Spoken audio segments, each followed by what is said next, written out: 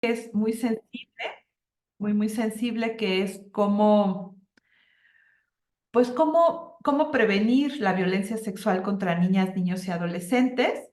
Voy a permitirme poner una presentación que espero que todas y todos puedan ver ahí en su pantalla. Cualquier cosa que no se vea me dicen.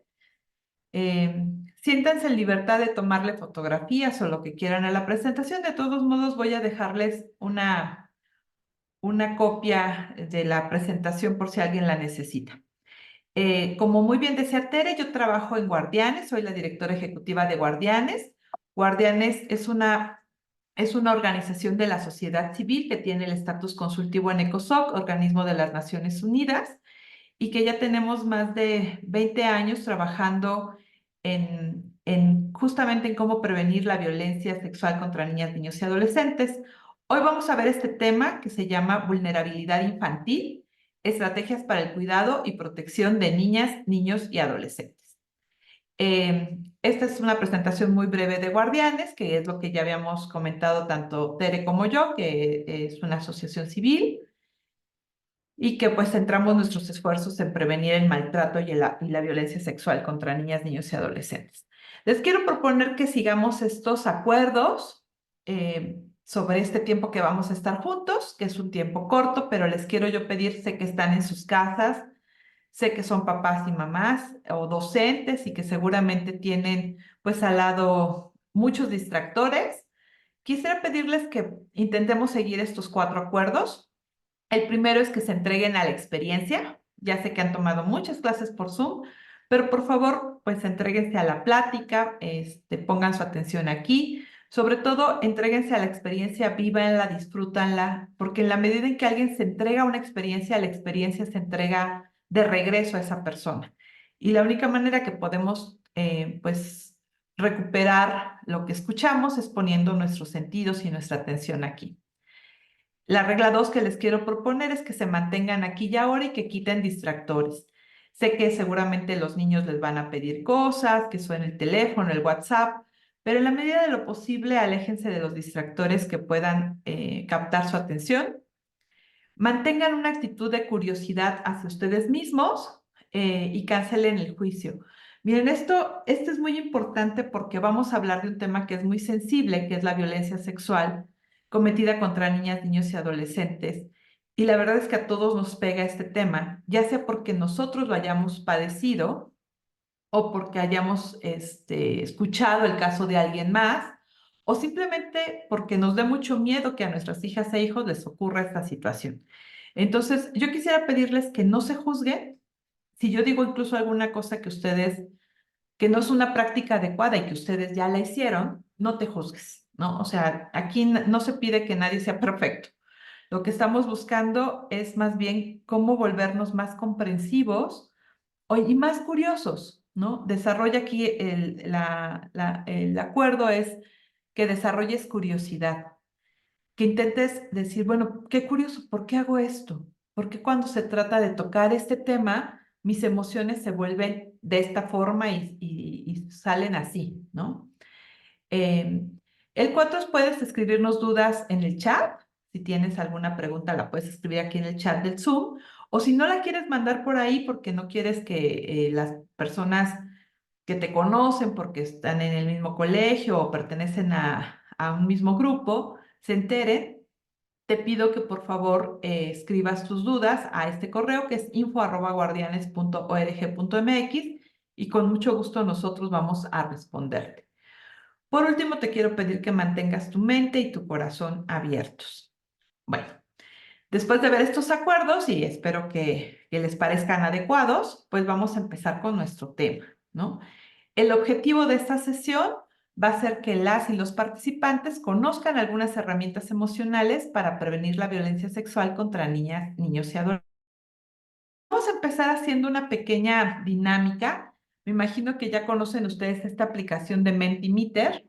Si ustedes con su celular afocan este código QR, el que están viendo en sus pantallas, les va a aparecer un link y los va a llevar a una pregunta que es justamente esta que tiene en la pantalla que dice, ¿qué sientes al ver la siguiente situación?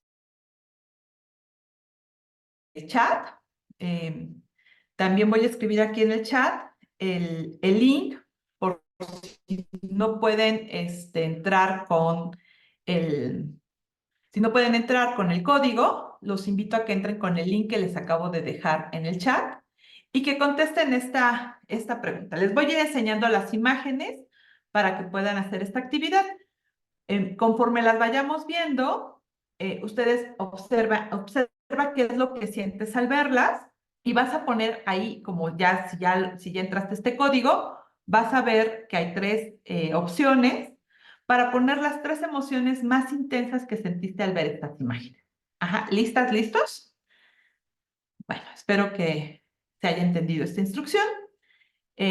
Voy a ponerles las imágenes para que puedan escribir las emociones, ¿no? Estas son las imágenes. Esta es la primera.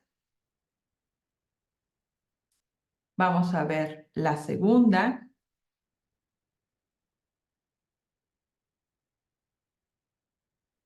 Una más.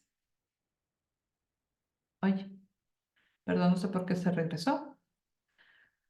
Una más. Una más. Una más.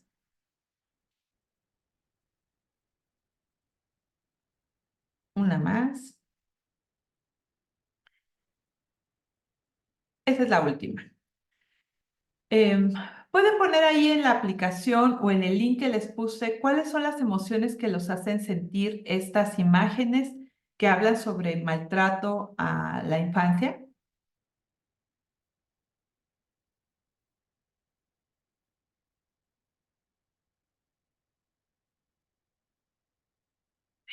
Si la mayoría ya lo ha hecho, voy a ponerles ahora otra pantallita para que veamos los resultados.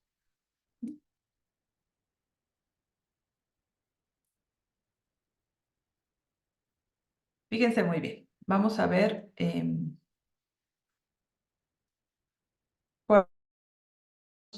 qué más pusieron, ¿no? Eh,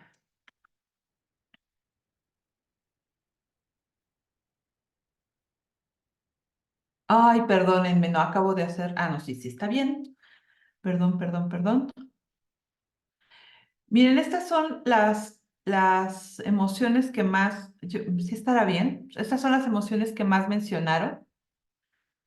Eh, Ahí estamos viendo cómo se mueven. Miren,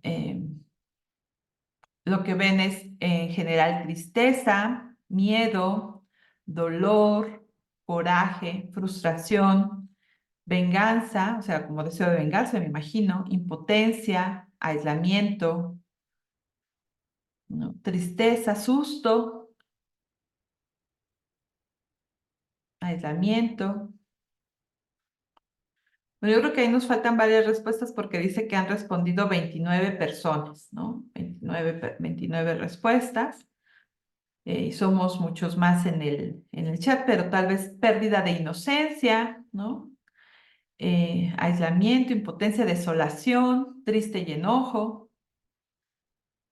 Muy bien. Fíjense, todas estas emociones que estamos viendo son emociones que generalmente experimentamos cuando estamos frente al maltrato infantil o a la violencia contra niñas y niños. Voy a volver a poner mi presentación. Muchas gracias, les agradezco a todos los que participaron en la dinámica. Como pueden darse cuenta, esas emociones son emociones todas de malestar, ¿no? Lo que se experimenta es tristeza, coraje, frustración, etcétera. Eso lo sentimos todos los seres humanos, todos. Cuando estamos frente a este tema de la violencia sexual contra niñas, niños y adolescentes, generalmente, aunque no estemos padeciendo nosotros esa situación, con solamente escuchar la que le están sufriendo a alguna niña o algún niño, experimentamos estas emociones. También nosotros, los que nos dedicamos a estos temas, los profesionales en la salud, los psicólogos, los psicopedagogos, los psiquiatras, los médicos, todas las personas que acompañamos a víctimas de violencia o maltrato, experimentamos estas mismas emociones. El problema es que todas las emociones de malestar que sentimos son totalmente normales. Sin embargo, no son las emociones adecuadas para prevenir, para detectar y mucho menos para acompañar a los sobrevivientes en su recuperación. Esas emociones son normales, son las emociones que experimentamos cuando hay una situación de violencia, pero no nos sirven ni para tomar acciones que previenen, porque generalmente estas emociones lo que tienen detrás es una emoción muy grande, que es el miedo. Sentimos miedo y por eso nos enojamos, por eso tenemos este incluso deseo de venganza, este sentimiento de impotencia. E incluso también muchos profesionales desde ese lugar previenen, desde ese lugar atienden el problema, desde ese lugar escuchan a las víctimas y desde ese lugar incluso pretenden acompañar a las víctimas en un proceso de recuperación. Pero miren, yo tengo ya pues 23 años trabajando en este tema y muchos años trabajé con estas emociones. Y la única manera que podemos realmente hacer un cambio y trabajar desde otro espacio es encontrando cuáles son las cosas que están atrás de la violencia sexual. Fíjense, voy a hacer aquí una pequeña pausa porque después voy a explicar cuáles son las emociones que realmente con las que debemos de trabajar, que son justo las que se pierden. Aquí alguien puso que alguien que sufre violencia sexual pierde la inocencia. La verdad es que eso es un mito. Una víctima de violencia sexual no pierde la inocencia, pierde la seguridad y la conexión, pero lo vamos a ver en el siguiente punto. Voy a explicarles antes para que se entienda esto que voy a decir, que pierde la seguridad y la conexión. Vamos a definir primero qué es la violencia sexual, ¿no? Y qué es la violencia sexual sobre todo contra niñas, niños y adolescentes. Fíjense, voy a empezar haciendo una definición primero de qué no es la violencia sexual. Em, Vamos a definir primero qué no es, porque también tenemos muchos mitos y muchas creencias sobre lo que es la violencia sexual. Por ejemplo, hay mitos en donde pensamos que la violencia sexual es algo que solo le pasa a las niñas y que no le pasa a los niños. Y de verdad esto es un mito. Nosotros hemos encontrado en estudios que nosotros en Guardianes hemos hecho y también que hemos comparado con estudios que hacen otras organizaciones, incluso organizaciones internacionales en todo el mundo, y la violencia sexual hacia niñas y niños es casi en un número muy similar. Lo que ocurre es que a las niñas, culturalmente hablando, les es más fácil o más, no quiero decir fácil porque la palabra fácil parecía que está fácil hablar del tema. La verdad es que para ninguna víctima es fácil hablar del tema. Pero culturalmente hablando, las niñas siempre pueden hablar más de este tipo de situaciones en donde han sido vulnerados sus derechos y los niños les cuesta mucho más trabajo hablar, ¿no? Además, que para un niño hablar de violencia sexual implica hasta poner en duda su identidad sexual, implica poner en duda su hombría, sus valores, muchas otras cosas por las cuales culturalmente es más difícil. Y tal vez incluso esa es una de las razones por las que al crecer, la mayoría de los agresores sexuales son hombres y hay muy pocas mujeres. La estadística dice más o menos que entre el 98 y el 95% de los agresores sexuales son hombres y solamente entre un 2 o un 5% son mujeres. Entonces, pues sí es una estadística muy diferente, ¿no? Vamos a ver primero qué no es la violencia sexual. Y fíjense, vamos a entender tres cosas que a veces a esas cosas les llamamos violencia sexual. Uno son los juegos sexuales. Dos es las conductas sexuales problemáticas y tres, las prácticas abusivas sexuales. Voy a explicarlas muy brevemente porque es una plática corta, pero si quiere más información de esto en nuestra... Primero, los juegos sexuales son juegos de tipo exploratorio que niñas y niños realizan para conocer su cuerpo y las sensaciones que ellos tienen. Más o menos estos surgen entre los 3 y los 5 años de edad, es decir, son juegos sexuales que hacen en preescolar. Estos juegos son saludables y se dan de mutuo acuerdo entre niñas y niños que normalmente juegan juntos y que generalmente juegan a otros juegos. Y la característica principal de este tipo de juegos sexuales es que no son juegos eróticos.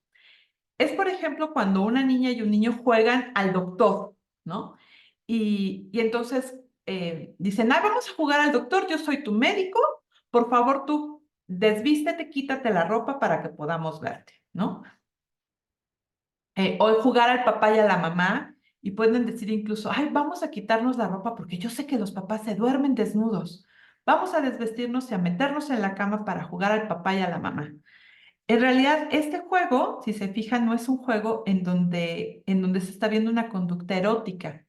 Se está viendo más bien una curiosidad natural de niñas y niños de preescolar que están queriendo conocer sus cuerpos y que les llama la atención el descubrimiento de que niñas y niños tienen cuerpos sexuales distintos.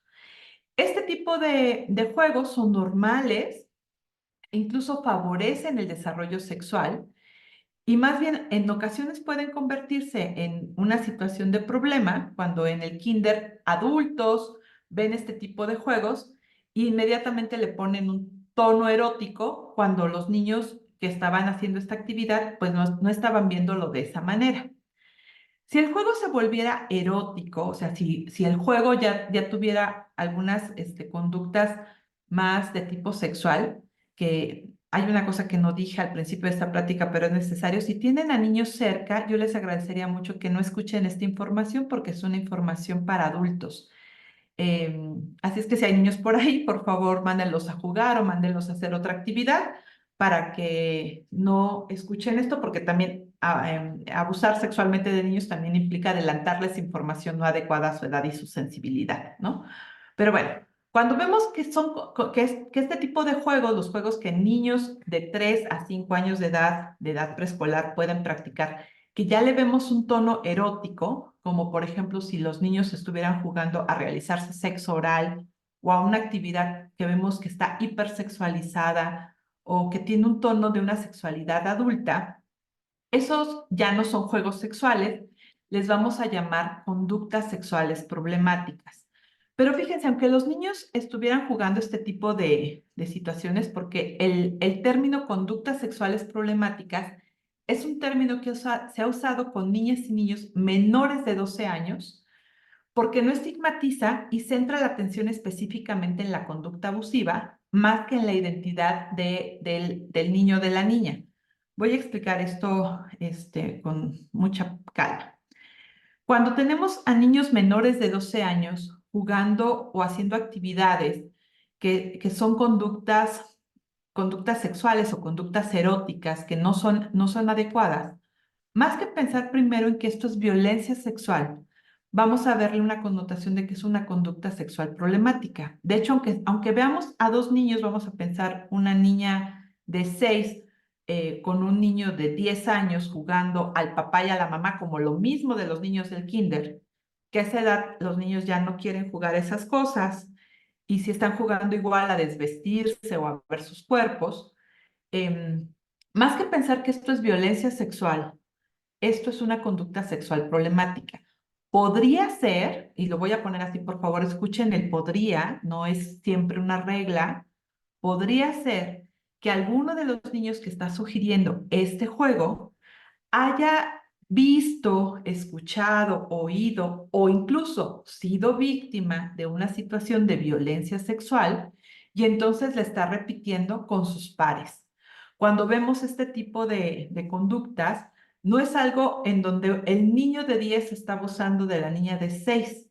Es una situación en donde estamos viendo que estos niños, por alguna razón, debemos de ser muy curiosos y preguntarnos dónde aprendieron eso, dónde lo vieron, por qué están jugando a esta situación. E intentar, pues, acompañar esto sin juzgar, sin escandalizar a los demás, porque eso sí podría ser una situación abusiva. Incluso este último, que es el que voy a explicar, que es como el más sensible, son las prácticas abusivas sexuales. Las prácticas abusivas sexuales son un tipo de conducta sexual problemática de tipo interpersonal que se caracteriza por implicar una relación no recíproca. Fíjense, todos los niños menores de 12 años de alguna manera su sexualidad es un poco similar y por eso decimos que es recíproca. Pero aquí vamos a hablar cuando se trata de un adolescente y una niña o un niño. Cuando estamos hablando de un adolescente, fíjense, este es como el más complejo de explicar, porque para un niño menor de 12 años, si está teniendo una conducta sexual problemática con un adolescente, el niño menor de 12 años está sufriendo un abuso. Por eso a esto le llamamos prácticas abusivas sexuales. Si vemos que un niño de 14 años está tocando eróticamente a una niña de 10, es un abuso para la niña de 10. Pero en el caso de los adolescentes, yo los invito a que replanteemos el cómo vemos esta situación, porque generalmente en nuestro país tendemos a ver que eso es como un agresor, incluso tenemos leyes que estamos intentando en algunas partes cambiar porque nos estamos conociendo más este fenómeno. Pensamos que estos adolescentes son agresores sexuales y los etiquetamos inmediatamente con esta forma de llamarlos y queremos que entre la justicia y nuestra forma de hacer justicia generalmente es reclusión. Pero fíjense, se ha comprobado que más del 90% de los adolescentes que cometen prácticas abusivas sexuales, ellos mismos han sido víctimas de algún tipo de violencia fuerte, violencia física, violencia emocional o violencia sexual.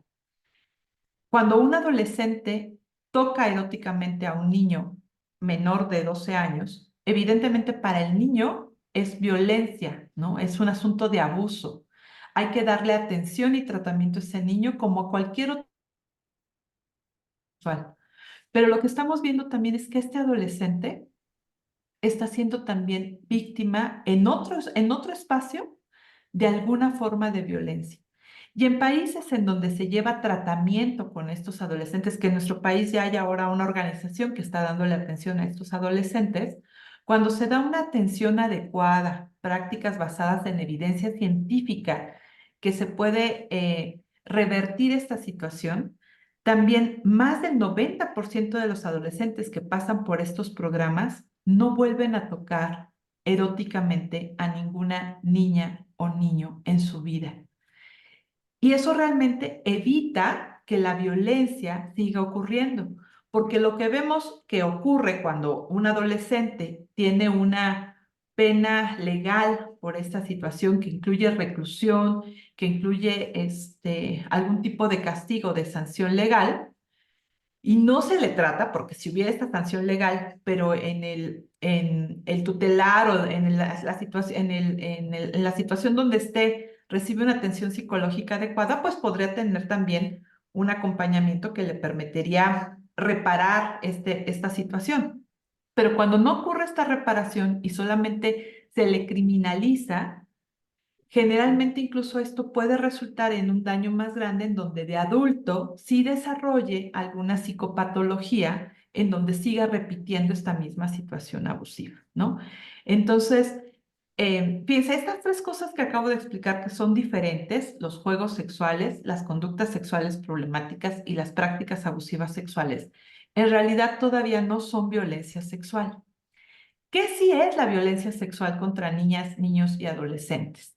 Bueno, la violencia sexual contra niñas, niños y adolescentes, en primer lugar, es más, si se quedan solo con esa palabra, yo voy a estar muy agradecida. Es una problemática compleja, ¿no? No es una cosa fácil de encontrar y de discernir. Es una problemática muy compleja que surge de cualquier acción transgresora que busca la gratificación sexual del agresor a través de la manipulación psicológica, como el chantaje, la amenaza y o el engaño, utilizando no la fuerza, y tiene como característica la imposición de un secreto, la simetría del desarrollo, es decir, estamos hablando de que es un adulto contra un menor de edad menor de 18 años, un adulto con un menor de edad, y principalmente es un abuso de poder. Fíjense, yo quisiera que aquí guardaran una palabra que es importante, que es compleja. La violencia sexual es un tema complejo. Y si quieren guardar otra palabra en su memoria que es importante, guarden esta que es poder. La violencia sexual, más que un tema erótico, es un tema de poder. Toda violencia es un tema que tiene que ver con el poder. Nuestra plática de hoy vamos a hablar justamente de la vulnerabilidad. Y fíjense, justamente por eso quiero invitarlos a que vean la vulnerabilidad desde otra perspectiva, porque necesitamos, para poder terminar con la violencia sexual, lo que tenemos que hacer es hacer acciones más participativas, más equitativas y que busquen compartir, que sean más colaborativas para que no hayan estas situaciones de poder, ¿no? ¿Qué es además la violencia sexual contra niñas, niños y adolescentes? Fíjense, contra niñas, niños y adolescentes la violencia sexual tiene estas 4 características. Uno, el propósito de la violencia sexual es la gratificación del agresor.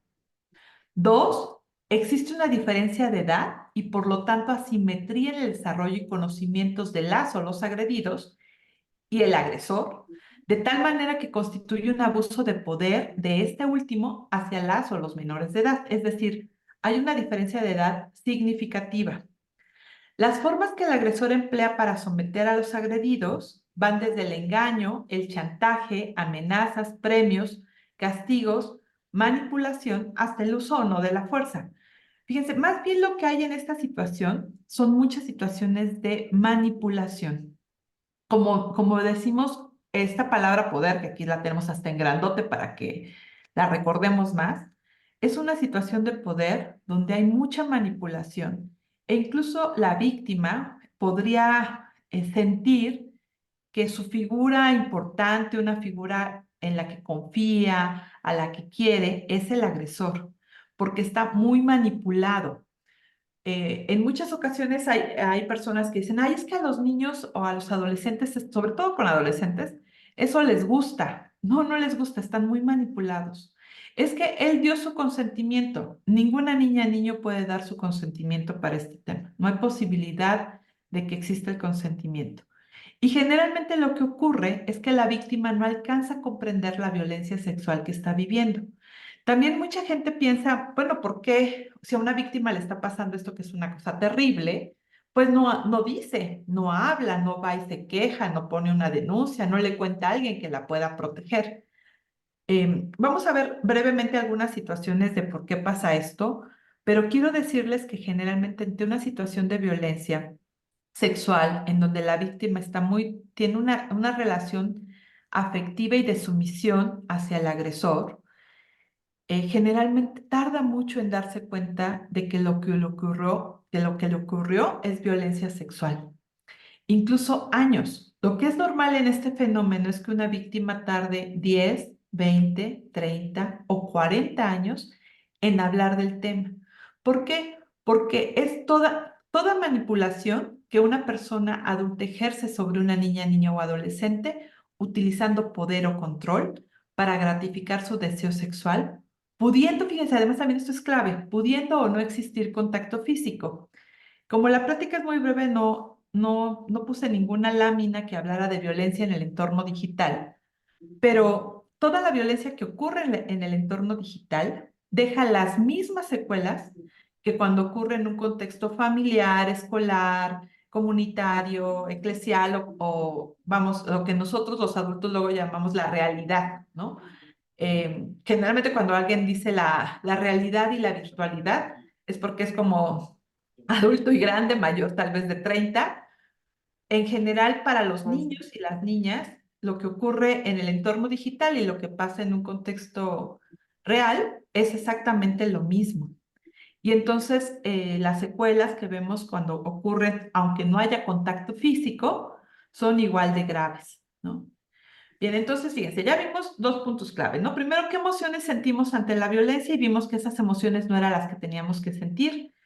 Y vimos qué era la violencia sexual. Vamos a ver ahora el punto clave 3, que es qué es lo que una niña, niño o adolescente pierde en una agresión sexual. Teníamos una lámina que decía que los niños pierden la inocencia, ¿no? Una respuesta. Y eso es algo que todos creemos, ¿eh? No quiero ventanear a la persona que lo dijo, porque eso es muy normal que pensemos que las niñas y niños pierden la inocencia. Pero no, las víctimas de violencia sexual no pierden la inocencia. Lo que pierden es una cosa más grave. Eh, Cuando nosotros tenemos estas emociones de malestar, estas emociones que todos mencionaron muy bien, coraje, miedo, tristeza, dolor, impotencia, todas estas emociones, que son emociones de malestar, en el fondo son emociones que tienen que ver con el miedo. em, es por lo que las niñas y niños realmente pierden, ¿no? Esta herida realmente ha causado y cómo podrían los niños sobrevivir a esta herida. Yo voy a decirles qué es lo que las niñas y niños pierden cuando es la violencia sexual. Pierden estas dos emociones que son dos emociones de seguridad básica, que son la seguridad y la conexión. Estas dos emociones son las dos emociones más importantes para nuestro sistema nervioso central. También esta es otra cosa que les pido que por ahí levanten sus antenitas. Em, Cuando una víctima de violencia sexual tiene que pasar por esta experiencia tan dolorosa, tan difícil y como dijimos, tan compleja, lo que tiene que recuperar es la seguridad, ay, perdón, ahí nos falta una R, seguridad y la capacidad de conectar con otras personas, sobre todo la capacidad de conectar con su propio cuerpo. Me gusta decir que la escena del crimen, de la violencia sexual, es el cuerpo de la víctima. Cuando hemos sufrido una experiencia traumática, generalmente no nos gusta regresar a donde sufrimos o padecimos alguna situación que nos hizo daño. Entonces, generalmente las víctimas se desconectan de su cuerpo y por eso es que vemos que tienen tantos síntomas, la violencia sexual tiene muchos síntomas muy diversos como pérdida del apetito, eneuresis o encopresis, que es la dificultad para volver a controlar tus esfínteres y hacer pipí y popó, tienes problemas de ansiedad, depresión, pierdes como totalmente el sentido de las cosas que te gustaban, ya no te gustaban las cosas, a los niños les gustaban de salir a jugar, ahora ya no les gusta, eh, se vuelven más enojados, más rebeldes, como perdidos, porque han perdido estas dos cosas, seguridad y conexión, ¿no? ¿Qué es la seguridad? La búsqueda de la seguridad es el punto de partida para gozar de una vida plena. Cuando perdemos este sentido de sentirnos seguros dentro de nuestro propio cuerpo, seguros en nuestro entorno familiar, seguros en nuestro entorno escolar, realmente perdemos una gran capacidad para estar bien porque nuestro sistema nervioso se pone siempre en una situación de alarma. Voy a explicarlo ahorita también muy brevemente cómo es que esta situación de alarma se pone en el cerebro y entonces ya no podemos aprender, disfrutar, gozar. Nuestra memoria incluso se vuelve una memoria que empieza a tener muchas dificultades. Generalmente las personas que han sufrido experiencias adversas en la infancia tienen una memoria amnésica, ¿no? Olvidan cosas. Muchas personas creen que es normal olvidar incluso años enteros de la vida. Pero la amnesia nunca es un síntoma de salud, es un síntoma de trauma. Entonces, olvidamos muchas cosas, tenemos una memoria totalmente dividida, ¿no? Y la conexión, fíjense, perder la conexión es algo muy grave porque todos nacimos para conectar. Todos provenimos de la conexión, anhelamos la conexión, nos integramos y construimos en la conexión con otros. Es decir, estamos programados para conectar. Y la conexión con los demás nos brinda apoyo emocional, fortaleza y sentido de pertenencia. Es decir, una víctima de violencia sexual pierde este sentido de sentirse seguro de ser quien es, de sentirse contento con lo que es, contento con su cuerpo, de poder confiar en sus propias sensaciones y emociones. Y además también pierde esta capacidad de poder conectar con otros, porque todo el tiempo tiene que estar de alguna manera protegiéndose o cuidándose. Y fíjense, ahí es justo donde está la clave de nuestra plática del día de hoy. Vamos a reflexionar un poquito si los niños son vulnerables o son en realidad vulnerados. Em, Generalmente en este discurso de que hay algunos seres que son vulnerables y tienen ciertas condiciones de debilidad que los hacen, que por eso justamente se abuse de ellos. Yo en una ocasión escuché a una psiquiatra que decía ella que el abuso sexual era un tema muy sencillo y fácil de resolver porque no se podía abusar de todos los niños, solamente se abusaba de aquellos niños vulnerables, ¿no? La verdad es que esto no es así, ¿no? Eh, para empezar, los niños generalmente no son vulnerables, no la condición per se de ser niño te hace que seas vulnerable. Más bien, los niños que han sido vulnerados, que no se han respetado sus derechos, que han sufrido maltrato, un niño que ha sufrido violencia física y violencia emocional, pues evidentemente ya perdió este tema de sentirse seguro y de poder sentir que tiene la posibilidad de conectarse con otros, y esto le hace tener cierta vulneración, o sea, ya se volvió vulnerado y por lo tanto lo vemos pues que podría ser más vulnerable a que le pase una situación desagradable.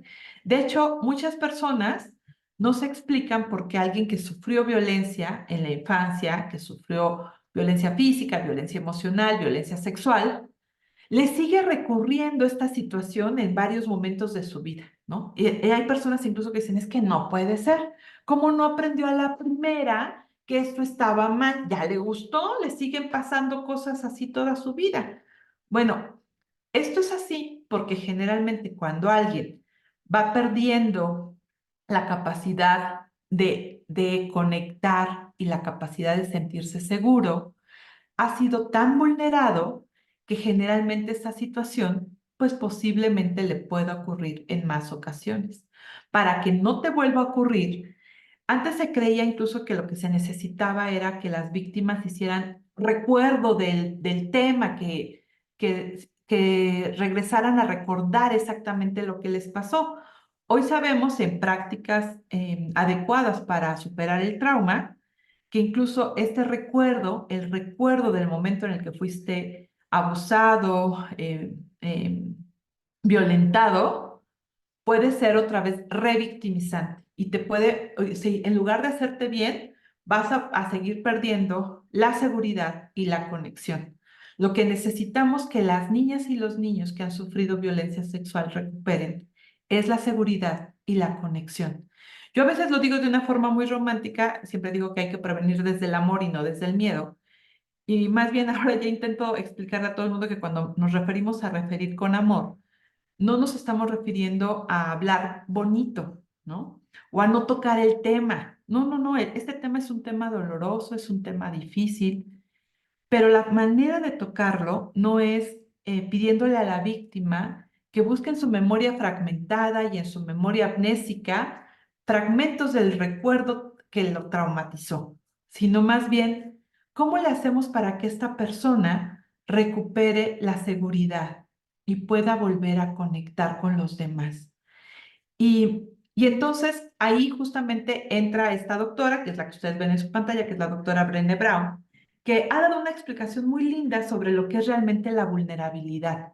Fíjense, ella tiene estudios, se ha dedicado a estudiar la vergüenza, sobre todo, la emoción de la vergüenza toda su vida. Ella dice, fíjense, la vergüenza, dice Brené Brown, que es esta emoción intensamente dolorosa que nos hace sentirnos imperfectos y por lo tanto no dignos de recibir amor y no dignos de pertenecer. Es decir, nos hace no sentirnos seguros y nos hace no sentirnos conectados. Una víctima de violencia sexual generalmente con la emoción que más tiene todas las que dijeron ustedes ahí al principio: coraje, rabia, dolor, mucho enojo. Todas esas emociones las sienten las víctimas, es normal que las sientan. Y evidentemente también abajo de todas estas emociones hay mucho miedo y mucha vergüenza. Pero la vulnerabilidad no es una característica de debilidad, ¿no? La vulnerabilidad no es ni buena ni mala. No es una emoción oscura, dice Brené Brown. No siempre es positiva o luminosa tampoco. La vulnerabilidad es la esencia de todas las emociones y sentimientos. Sentir significa ser vulnerable. O sea, vulnerable es cuando tú puedes mostrarle al otro tus sentimientos.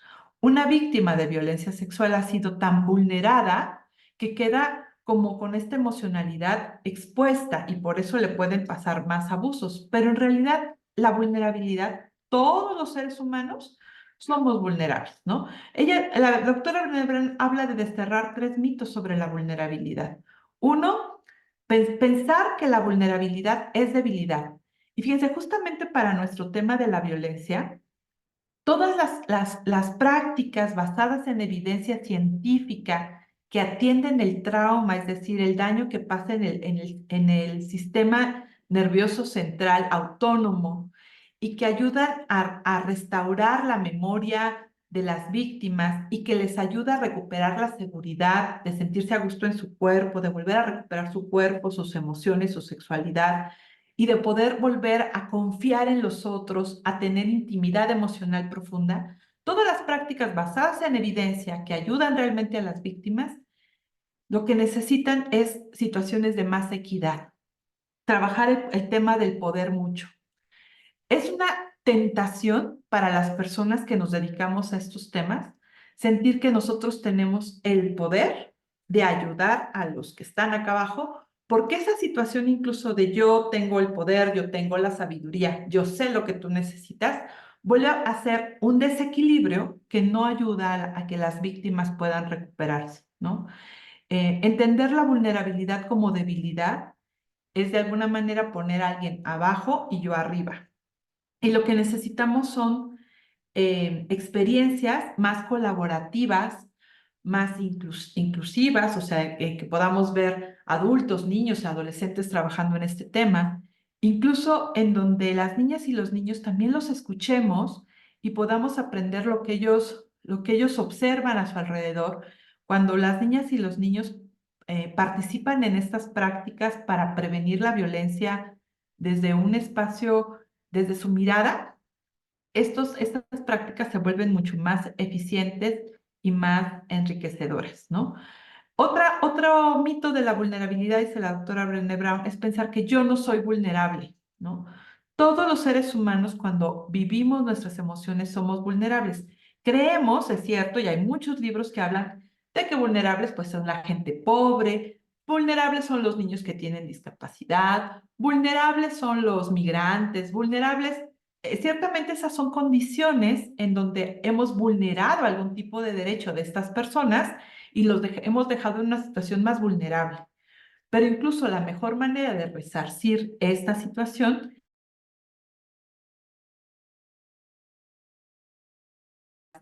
y las cualidades positivas que existen en este tipo de población. Puede ser que tengan una vulneración económica, una vulneración social, una vulneración de algún tipo, pero seguramente tienen otras cosas que son fortalezas, habilidades y situaciones en donde podemos también pues aprender de ellos, ¿no?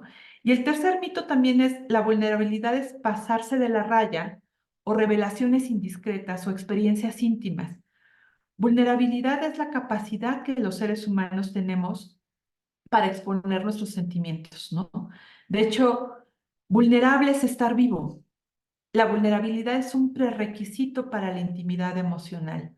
Cuando abrimos nuestro corazón, cuando mostramos nuestros sentimientos, podemos conectar. Y ese es justo el problema central de la violencia. Lo que hace la violencia es desconectarnos, fragmentarnos. Y lo que necesitamos hacer con un trabajo que necesita mucha compasión, comprensión, escucha, amabilidad, es volver a reintegrarnos, ¿no? Volver a ser una parte. Eh, el punto clave 5 es cuáles son las claves para prevenir la violencia sexual contra niñas, niños y adolescentes, ¿no? Ya vimos las emociones que tenemos, ya vimos también el tema de qué es la violencia sexual, ya vimos qué es cómo funciona este tipo de situaciones de violencia en los niños y las niñas, que sí es y qué no es la violencia y qué es la vulnerabilidad. Pienso, vamos a ver cómo podemos prevenir este tema, ¿no? Para empezar, hay que decir que la experiencia de violencia sexual deja una experiencia traumática y por lo tanto, pues deja este síndrome de estrés postraumático, que ahora sabemos que no es algo solamente emocional, sino que físicamente deja un daño. ¿Dónde está ese daño? En el sistema nervioso autónomo, ¿no? Voy a explicarlo con un animalito, muy sencillo, que es este animalito que es un tlacuache, ¿no? Este tlacuache nos va a enseñar cómo funciona nuestro sistema nervioso central. Eh, Miren, este animalito que es un tlacuache, cuando se siente seguro, como en esta ilustración, generalmente puede permitirse la intimidad con otros o la cercanía con otros. Cuando alguien se siente seguro, tiene el anhelo de conectar.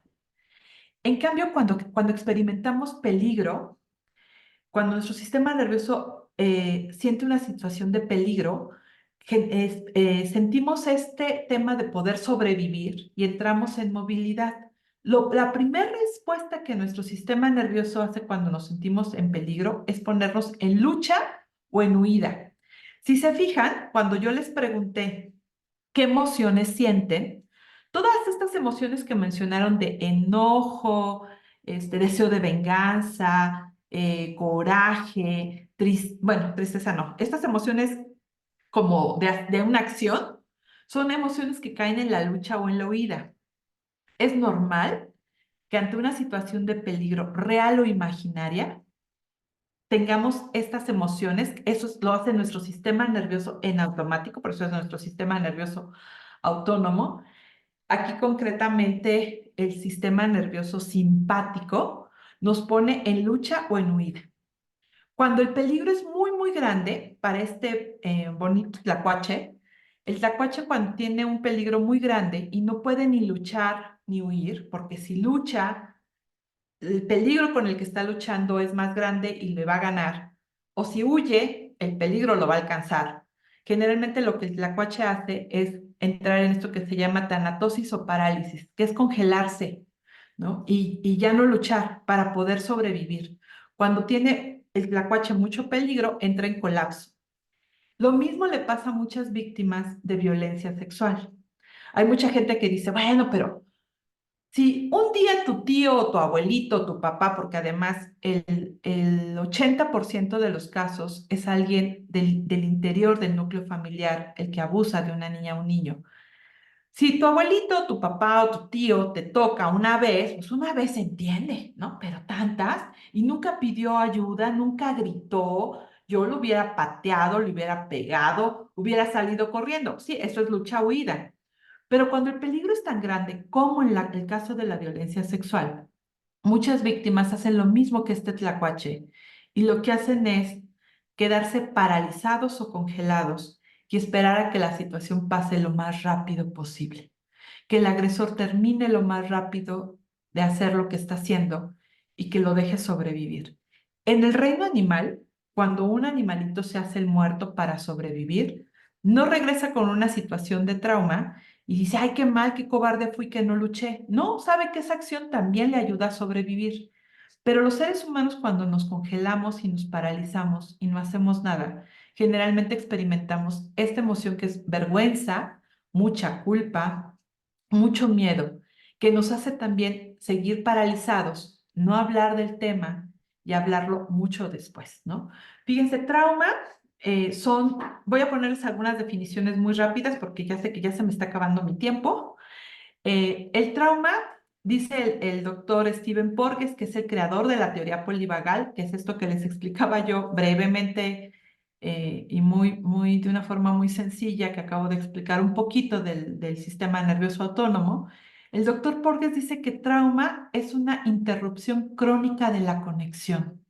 Es decir, una persona que ha vivido una experiencia traumática se desconecta, ya no está tan fácil de conectar ni con él ni con los otros, ¿no?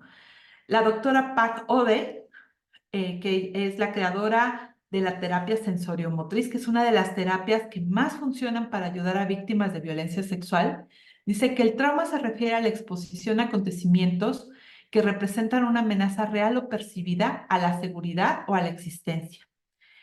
Y el doctor Bessel van der Kolk, que tiene el libro que es más famoso de trauma, que si ustedes lo quieren leer, es un libro que les recomiendo ampliamente, que se llama El cuerpo lleva la cuenta, dice que el trauma es la respuesta al trauma no es un déficit cortical en la comprensión, es una dificultad de la percepción y la regulación que proviene de la actividad de las estructuras cerebrales profundas y del sistema nervioso autónomo. Es decir, estos doctores han encontrado que el problema es que una experiencia de trauma, cuando sufrimos una situación de peligro tan grande, hace justamente que se rompa en nuestro sistema nervioso esta posibilidad de sentirnos seguros y de poder conectar. Pero fíjense, de todas estas definiciones que les voy a leer, creo que una que aclara mucho qué es exactamente el trauma es esta definición del doctor Gabor Maté. Él dice que trauma no es lo que te pasó, es lo que sucedió dentro de ti con lo que te pasó.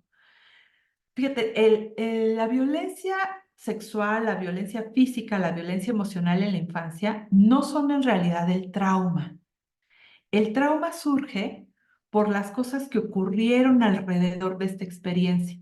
El trauma pasa cuando nadie ve que tú estás sufriendo esta situación y entonces quedas paralizado en el dolor y en el miedo y además vives esta situación de una forma solitaria. Cuando una niña o un niño queda encerrado en su sufrimiento sin poderlo compartir, sin que alguien le ayude a interpretar lo que le ocurrió, evidentemente las secuelas traumáticas son muy graves. No es solamente que una niña o un niño haya sufrido violencia sexual, sino que además tal vez no tuvo alrededor cuidadores que pudieran darse cuenta de lo que le estaba pasando. Cuando lo contó no le creyeron. Cuando fue a denunciar, la revictimizaron nuevamente en la forma en la que trataron el tema.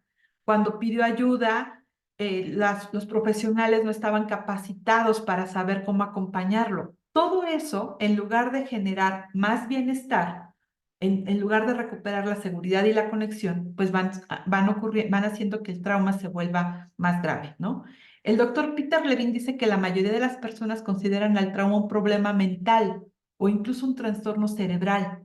Sin embargo, el trauma es algo que también sucede en el cuerpo, pasa en nuestro cuerpo, ¿no? Nuestro cuerpo dice mucho de lo que está ocurriendo en una situación traumática, ¿no?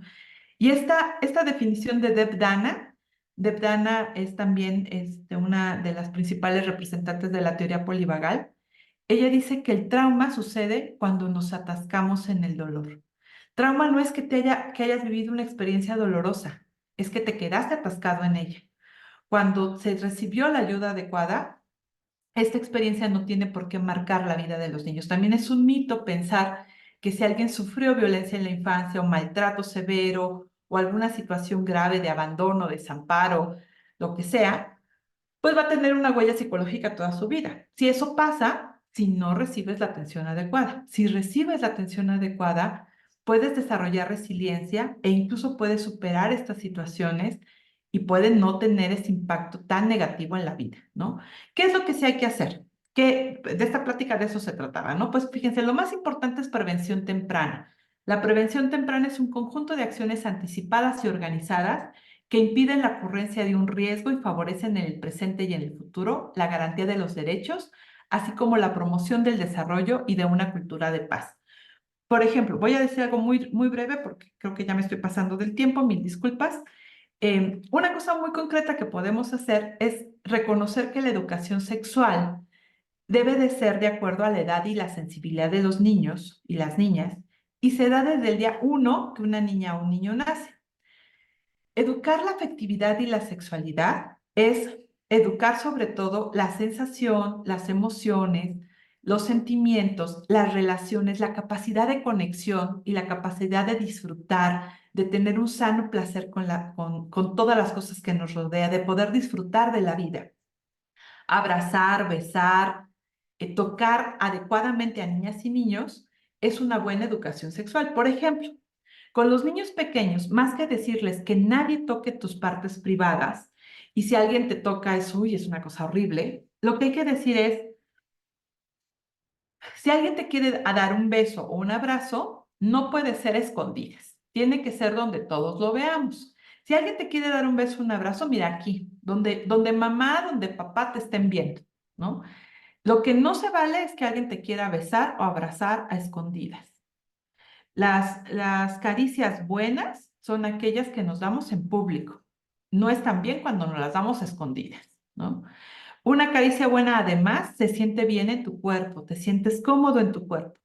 Una caricia inadecuada, aunque se dé en público, se siente incómodo. El cuerpo generalmente te dice luego que así no está bien. no nos gusta que alguien nos agarre los cachetes, no nos gusta que alguien nos toque. Y hay caricias, cuando alguien quiere tocarnos en zonas privadas de nuestro cuerpo, en nuestros genitales, en nuestros senos, en nuestras nalgas, es una situación que nos hace sentir incómodos. Y no tenemos que dejar que nadie nos toque así. Si alguien te toca, vienes y me dices.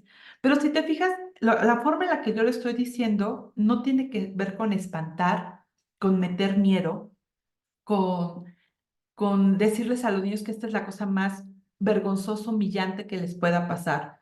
Porque incluso desde cómo transmitimos la información, si la transmitimos con miedo, vamos a generar una situación en donde las niñas y los niños no nos cuenten. Dar educación sexual, dar educación afectiva, siempre es educar para que los niños aprendan cómo sentirse seguros, cómo sentirse bien en su cuerpo, sentirse bien en donde están y cómo encontrar personas con las que puedan conectar, que los puedan proteger, ¿no? Es una obligación de las instituciones, la comunidad y la familia brindar el cuidado y acompañamiento que las niñas, niños y adolescentes necesitan para asegurarse que sus derechos se cumplan, ya que el conjunto de los esfuerzos de estos actores pueden hacer la diferencia, evitando que sean víctimas del reclutamiento, la utilización, la violencia sexual, de cualquier otra cosa, ¿no? ¿Qué tenemos que hacer para prevenir? Pues dar un apego seguro, dar buen trato, dar crianza positiva, disciplinar sin lágrimas. Si cada vez que tú vas a poner un límite es una situación en donde generas más caos, pues no estás teniendo habilidades parentales para hacerlo bien. Hay un libro muy lindo del doctor Daniel Siegel que se llama justo Disciplina sin lágrimas, que puede ayudarte a poner límites. Todas las niñas y los niños necesitan límites, pero la forma en la que lo hacemos no tiene que ser ni con golpes, ni con gritos, ni con maltrato, porque es justamente lo que queremos evitar. Si has puesto atención a mi plática, te vas a dar cuenta que cada vez que nosotros maltratamos, gritamos, dañamos a las niñas y a los niños, lo que estamos haciendo es que pierdan la conexión y la seguridad. Si pierden eso, quedan más vulnerables a que cosas negativas les puedan ocurrir. También es muy importante dar educación sexual basada en la ternura, buscar siempre el interés superior de niñas y niños, la inclusión de las infancias y las adolescencias, todas las niñas y los niños, y la participación de niñas, niños y adolescentes, eso también es muy importante. ¿Cómo hablar de sexualidad? Pues mira, es importante investigar lo que ya saben y lo que necesitan saber. Abrir temas también cuando hablamos de estos temas como el maltrato y el abuso, ¿no? O sea, tienen que saber que también hay cosas que no están bien y que les pueden ocurrir en línea y de forma real. Escuchar sus inquietudes sin interrumpirlos, prepararnos para escuchar la verdad, aunque no sea lo que nosotros esperamos, dar explicaciones cortas, orientándolos a llevar a la práctica lo aprendido. Algo que tenemos que considerar mucho es la edad de las niñas y los niños. Siempre hay que responder sus dudas y sus inquietudes con amor, interés y comprensión. Incluye el tema de la sexualidad en las pláticas cotidianas y habla con la verdad. Ubícate en el pensamiento de niñas y niños, no respondas desde tu lugar. Muchas veces cuando los papás quieren hablar de sexualidad con sus hijos, quieren ponerles ejemplos de su matrimonio y su vida adulta. No, cuando quieras hablar de sexualidad con niños o con adolescentes, acuérdate de lo que a ti te pasaba cuando tenías su edad y ponle ejemplos de lo que a ti te pasaba cuando eras una niña, un niño o un adolescente como ellas y ellos. Comparte experiencias sanas de tu infancia para brindarle ejemplos y que sepa que le comprendes. Y ahora, si desgraciadamente llegara a ocurrir que lo que te cuenta una niña y un niño es que ha sufrido violencia sexual, tienes que pensar que esta situación es una situación de herida y te pido que no reacciones con estas emociones que me escribiste al principio, ¿no? Para eso, educarnos y prepararnos y formarnos para escuchar este tipo de situaciones es muy importante. ¿Qué podemos hacer? Hablar de primeros auxilios emocionales. Brevemente, solo los voy a mencionar, pero si ustedes gustan en algún momento, podrían tomar un curso de primeros auxilios emocionales con nosotros, que es muy simple, es qué hacer cuando una víctima nos está contando que sufrió violencia sexual y lo primero es creerle, ¿no? Es más, el creerle ocupa como el 99% del éxito de esta plática, ¿no? No hagas dudas, no digas, ay, ¿será verdad? Ay, no, el agresor es tan bueno, ¿cómo crees? Ay, el maestro fulanito ese no puede ser. Ay, tu papá, no, tu papá, ¿no te habrás confundido?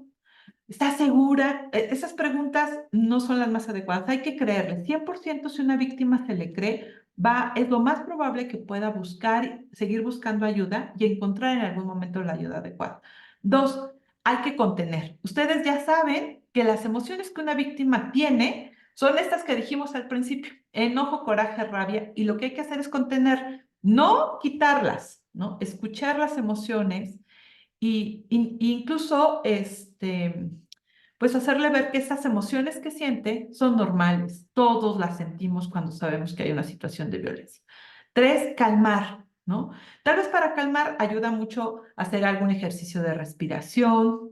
Si es un niño pequeño, ayuda mucho hasta tocarlo con ternura, hasta donde se nos permita, porque también a veces los límites han sido tan traspasados que no toleran que alguien esté cerca físicamente, pero calmar las emociones que estamos viendo. Informar. ¿Qué hay que informar? Hay que informar primero esto que le creemos, decirle varias veces: yo te creo, gracias por contarme, estoy creyendo lo que me estás diciendo, eso es muy importante, pero también hay que informarle que es un proceso y que va a vivir para poder recuperarse de esta experiencia tan difícil y tan dolorosa.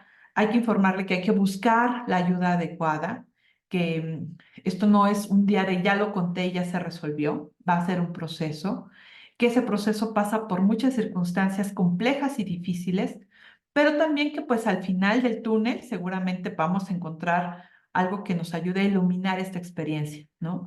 Normalizar las emociones, tanto las de malestar como incluso como normalizar cosas como no quiero decirle a nadie, ¿no? Es normal que una víctima no quiera hablar de este tema. Normalizar que diga, bueno, ya perdoné al agresor. La verdad es que, fíjense, el éxito de que a una persona que ha sufrido violencia sexual no está en si perdonó al agresor. Podría odiarlo toda la vida, ¿no? Es más, no es un objetivo terapéutico el buscar el perdón del agresor. En muchas ocasiones, muchas víctimas dicen eso por el grado de cercanía, pero también este deseo que las víctimas tienen de querer perdonar o de querer olvidar el tema es algo que es normal cuando es una situación tan difícil, ¿no? Hay que ser ahí como muy prudentes cuando estamos escuchando esto. Y fíjense, el tema importante de los primeros auxilios emocionales, lo que tenemos que lograr es intentar consolar a las víctimas. Consolar no es decirle, vas a estar bien. Consolar no es decirle, ya no te preocupes, ya olvida esto. No, no, eso no es consolar. Consolar es reconocer que la experiencia es muy dolorosa, es muy difícil y que además tiene consecuencias en el presente por las que va a tener que trabajar un tiempo largo y considerable, pero un mayor consuelo que tenemos los seres humanos, decíamos que las personas buscan seguridad y conexión. Una forma de consuelo es: yo estoy aquí para protegerte, ¿no? Ese es un consuelo muy grande que necesitan las víctimas. Y dos, estoy aquí para ti, voy a poderte seguir escuchando, yo te puedo acompañar, o sea, tal vez yo no sé y me da mucho coraje lo que te ha pasado, pero yo estoy aquí para acompañarte. Ese es un gran consuelo. Y el paso 7, que si se da bien en la primera sesión, que estamos escuchando primeros auxilios emocionales, que fíjense, los primeros auxilios emocionales, esto no lo dije, pero lo puede dar cualquier persona, no se necesita un psicólogo o un profesional de la salud, cualquier persona se puede capacitar en esto. El último paso es un llamado a la acción, es decir, invitar a la víctima que vaya a terapia e invitar a la víctima que ponga una denuncia, ¿no? Esto también tenemos que recordar que es un delito. Y como es un delito, necesita que haya un acompañamiento legal y necesitamos eh, eh, denunciar. Tal vez la víctima, cuando está hablando de este tema, y si es una niña o un niño, o los familiares de la niña o el niño, pues al principio no quieren denunciar, y menos si es una persona de la familia. Pero si tú has escuchado este tema, necesitas saber que necesitas insistir en que haya una denuncia, porque también es la única manera que podemos evitar que más niñas y niños sigan padeciendo esta terrible situación, ¿no? ¿Cómo recuperarse de este tema? Pues lo que hay que buscar ahí justamente en el paso 7, que era llamado a la acción, que es canalizarlo a que busque una ayuda, pues hay que buscar terapias que ayuden a la regulación emocional y al autoconocimiento, en las que aprendas a observar tu enfado, tu nerviosismo, ansiedad. Estas te van a ayudar inmediatamente a cambiar tu perspectiva, abrirte a nuevas opciones y serán distintas las reacciones automáticas habituales. Sobre todo para este tipo de casos es importante encontrar una red de apoyo y la elección del terapeuta especializado de un grupo de ayuda. También la arteterapia puede funcionar. Bessel van der Kolk dice que todo lo anterior nos sirve para lidiar con la realidad de lo que nos sucedió y convertirnos en la persona liberada de su pasado, capaz de reescribir su vida. Entonces, pues bueno, fue muy rápida, discúlpenme la rapidez. Quiero decir solamente esto, que el sueño de Guardianes es poner en el centro el interés superior de niñas, niños y adolescentes, que todos respetemos y procuremos y hagamos posible los derechos de niñas y niños, que tengamos educación psicoemocional basada en la evidencia y en buenas prácticas, que niñas y niños y adolescentes reciban una educación sexual adecuada a su edad y sensibilidad que les permita tener un sano desarrollo, que trabajemos en la restitución de derechos y en la reparación del daño y sobre todo en la prevención y sobre todo pues que diseñemos políticas públicas a largo plazo que brinden cambios efectivos en la población. La verdad es que para saber si algo está previniendo la violencia, atendiendo la violencia adecuadamente, e incluso haciendo programas para rehabilitar a personas que han sufrido este tipo de experiencias, tiene que ser con prácticas que se basen en evidencia, no con cosas que yo creo. Bien, yo tengo muchos años trabajando en este tema y muchos años, por eso yo siempre invito a que la gente no se juzgue, porque también me la aplico a mí. Muchos años trabajé muy enojada, con mucho miedo a esta situación y también la forma de atención, la forma de hablar del tema es generalmente cuando tenemos estas emociones es intentar provocar en los otros miedo, ansiedad, inseguridad, conflicto, desconexión, ¿no? Fragmentación. Todas las prácticas que realmente funcionan son aquellas que vuelven a recuperar la seguridad, la conexión, es decir, prácticas basadas en el amor y no en el miedo.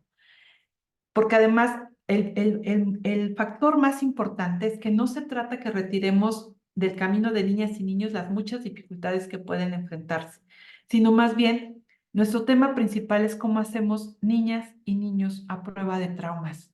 Niñas y niños que tengan una resiliencia capaz de poderse sobreponer a cualquier adversidad que les presente en la vida. Muchas gracias. No, muchas gracias, maestra, por acompañarnos esta noche. Creo que es importante abrir estos foros y sobre todo abordar estos temas que parecieran que son muy delicados, pero que también es importante atenderlos, ¿no? Sobre todo, pues, para cuidar, para formar a nuestros pequeñitos y lo más importante, para formarnos nosotros, tú lo decías bien, o sea, tener súper claro estas claves que nos han permitido o que nos van a permitir, pues, cuidar más a nuestros pequeños, ¿no? Entonces, pues, agradecerte Exacto. que hoy nos hayas acompañado, que nos hayas compartido estos conocimientos. Colocamos en el chat, vi que colocaron ahí la página de Guardianes, por Sí. si alguien tiene alguna duda con respecto a los talleres o las charlas que trabaja Guardianes, ¿no? Y que ellos pueden tener el acceso directo. Y pues la verdad es de que tenemos ya el tiempo, ya son 8:16 y sé que varios de ustedes ya están haciendo las labores de la cena, de dormir a los pequeños y demás, pero si alguno de ustedes, hay un espacio, maestra, para que podamos lanzar 2 preguntas, o sea, que podamos Sí, tener claro. 2 Sí, sí. intervenciones, que alguien quiera abrir su micrófono, ahí sí les pediría que fuera abierto el micrófono y que pudieran externar su pregunta y damos espacio para 2 preguntas. Me pidieron que pusiera esta lámina, entonces por eso la puse. Bien, muchas gracias. ¿Alguien tiene alguna pregunta para la maestra que quiera?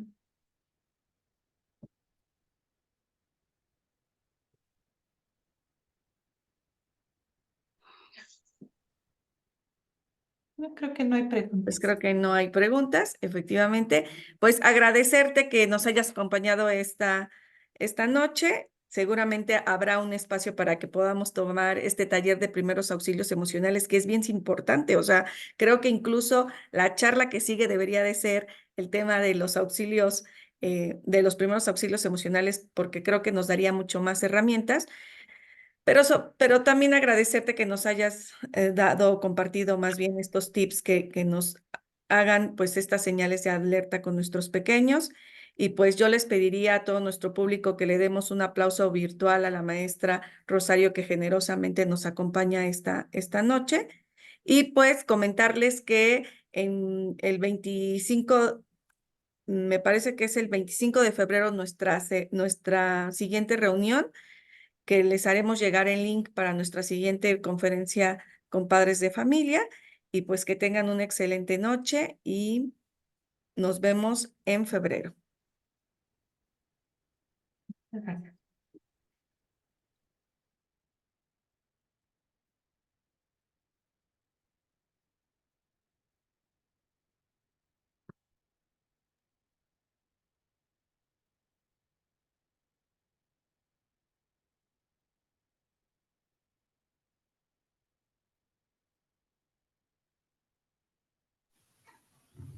Gracias, buenas noches. Buenas Hasta noches. luego, buenas noches.